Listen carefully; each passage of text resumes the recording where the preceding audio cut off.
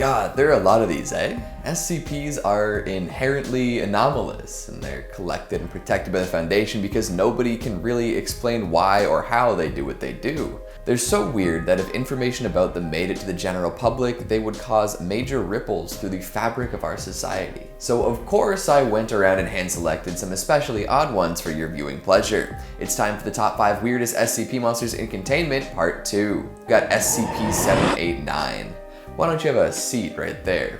It might be an old meme, but Chris Hansen has managed to immortalize himself as a finder and destroyer of online predators, and good for him. But what if I told you that an SCP has been quietly continuing his work for years now without making a TV show about it? You'd think that this kind of thing would deserve some more time in the spotlight too, yeah? Well, here we go. SCP-789 is an entity that exists in a North Dakota home. The house looks like your classic suburban 2-story, 3 bedrooms, a couple bathrooms, nice kitchen, all the good stuff. If the house is granted internet access, 789 will manifest as a desktop computer controlled by a pubescent child. It will then spend a good amount of time using online chat rooms and talking with adults all over the United States. Through this correspondence, it will create all sorts of stories and characters in order to gain the trust of these adults, who usually have questionable motives. It often has dozens of conversations going at once and does a bang-up job of keeping track of all the details. Eventually, the adults will be invited to the house. If one decides to pay their online child friend a visit, they will find said pubescent kid hanging out alone in the home. They'll be invited in, and usually the house will be done up in a pretty inconspicuous way. Once comfortable though, this individual will be set upon by 789 in a different form. Non-human components will appear and do something that has been redacted, which results in the chat room predator being turned into a fine slurry. The entity then absorbs that fine slurry, leaving nothing behind. It'll vanish at that point, remaining mostly hidden until it decides to bring someone else home. Apparently, it takes care of the house itself by spawning 2 adult humanoids to do the chores and entertain any guests. But the main function is to lure in online weirdos under false pretenses and then turn them into that nutrient mush. I'd like to see Chris Hansen top that. Dateline.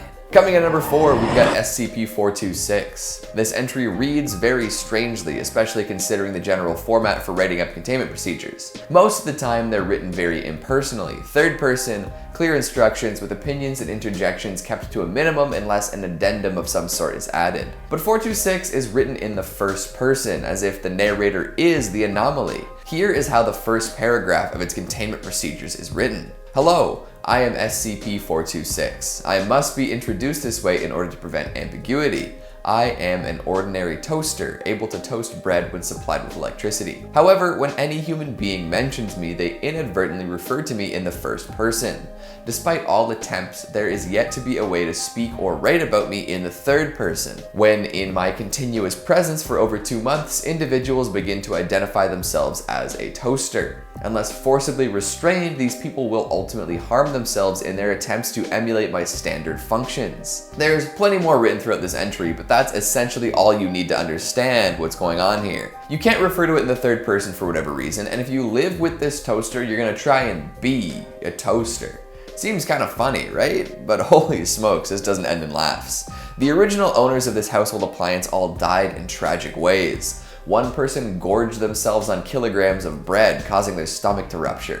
Another died from electric shocks received when she attempted to devour an electrical socket. A lone survivor was found extremely malnourished, claiming they had inserted 2 pieces of bread weeks ago and were waiting for the toast to pop out. Those are indeed toaster behaviors. The Foundation has done more tests on how this bread browner affects folks who spend time near it, and have found that the self-identification as a toaster effect was a lot more powerful than the other behaviors. Although, folks who are influenced by the toaster don't tend to notice what's going on, even after it's too late. You know, maybe it's for the best that you pan toast your bread from now on. That way you get a nice crispy edge and avoid death by appliance emulation. Coming at number 3, we've got SCP-2598. Sometimes the sheer audacity of salespeople can absolutely stun me. Their ability to hawk their products even when nobody seems interested is a true testament to their force of will. They'll try to spin anything to make it fit people's lifestyles, and that kind of on-the-fly thinking is pretty impressive. But in the case of 2598, it's more like on-the-moth thinking. I crack myself up. But wait, there's more. SCP-2598 is a traveling moth salesman. You heard me right, folks. For the low price of 3 easy payments of $19.99, you can have a moth helmet of your very own. Call now and we'll explain to you how this anomaly is a small moth wearing a helmet that communicates with people by flying into their head, eventually tapping up messages in Morse code. What's that you say? You don't know Morse code? No worries. The moth helmet also allows the moth to understand spoken communication from humans, and you can let them know your payment information quickly and easily. You'll be the talk of the town in no time with a moth helmet. Buy some for your moth friends. They'll love you for it. Makes an excellent stocking stuffer. I don't know if I could do this salesman thing. Coming in at number 2, SCP-1867. So first off, this is an anomalous version of a really cool non-anomalous creature. Do me a favor and search up a variable neon slug. I did a project on snails and slugs in elementary school, so now whenever they get mentioned, I have flashbacks of doing that research in the library. But just look at this thing. It is neon, and that is natural neon coloration. I love it. 1867 is extra cool though because it has telepathic abilities. It can communicate with folks within 5 meters of it and identifies as Lord Theodore Thomas Blackwood, British explorer and naturalist. Good for him. While telepathically communicating with someone, this slug speaks like a 19th century British dandy and tends to be pretty friendly. This is one smart slug, as it seems to have in-depth knowledge of all sorts of areas of study, ranging from zoology to linguistics to more obscure topics like cryptozoology and mysticism. Apparently he's made all sorts of discoveries in these topics too, which to be honest seems a little far-fetched. However, the Foundation took him up on his offer to share what he's found and followed his instructions to an old manor. Within these walls was a treasure trove of artifacts containing hundreds of previously undiscovered specimens ranging from plants to animals to evidence of unknown societies. After finding all this and being understandably floored, the Foundation reached back out to Lord Theodore Thomas Blackwood with some questions about how he came into possession of a lot of these things. After implying that he might have forged some of the stuff, the Foundation also let it slip that he was indeed a sea slug and not a famous explorer. To which Lord Blackwood responded, "Good heavens, boy, have you been drinking? That's utterly ridiculous. If you can't be bothered to be sensible, I have no reason to speak with you. Go get yourself a nice cup of tea and sober up." Maybe someday we'll find out what's really going on here. And finally, at number 1, we've got SCP-2682. This is what appears to be a purple raspberry attached to a sheet of flypaper. It communicates telepathically in the Slovak language and causes unpredictable things to happen when people physically interact with it. Apparently it can only be seen from certain angles, and when microscopically investigated, it seems as though there is only empty space where the fruit should be. Back to the unpredictable things, it has been observed turning a man who touched it with his finger into spaghetti, replacing a D-class subject with a croissant when he used a rod to touch the fruit, and shifting another individual into the shape of a squirrel. Upon further investigation, it was learned that this thing was from a far-off place in the universe where a much more advanced civilization once existed. The entities that comprised this society were desperate for new knowledge, as they had already learned everything they thought they could. While looking for this new info, they experimented with the occult, found God, and started playing with the rules of the universe. Eventually, they felt the only thing left to do was harvest knowledge from other dimensions, which is how this raspberry ended up here. It forced itself into our world, fell through limbo, and somehow found itself attached to a piece of flypaper. Because our world is so simple compared to what it has been doing, it finds it impossible to free itself from the sticky grips of said flypaper. From that point forward, the Foundation interviewed this berry on the nature of many things, from time travel to God. All well and good, but not too useful to us in our dimension, unfortunately.